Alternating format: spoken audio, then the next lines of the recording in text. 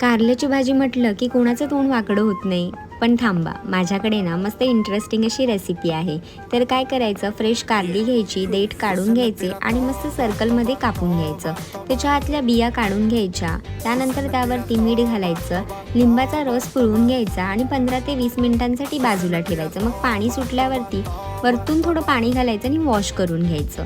त्यानंतर चवीनुसार मीठ घालायचं, 1 चमचाभर लाल तिखट, हळद, गरम मसाला, चाट मसाला आणि तांदळाचं पीठ घातलंय मी इथे. तुम्ही इथे बेसनसुद्धा वापरू शकता. मस्त मिक्स करून घ्यायचं. पॅनवरती तेल घालायचं. तेलावरती एक एक करून छान रिंग्स लावून घ्यायच्या आणि 5-5 मिनिटांसाठी छान खरपूस होईपर्यंत दोन्ही बाजूंनी भाजून घ्यायच्या. मग काय मस्त टेस्टी कुरकुरीत अशा रिंग्स कारल्याच्या बनून तयार होतात. चपातीसोबत किंवा वरण भातासोबत उत्तम लागतात. डिटेल रेसिपी यूट्यूबवर आहे आणि फॉलो फॉर मोर रेसिपीज.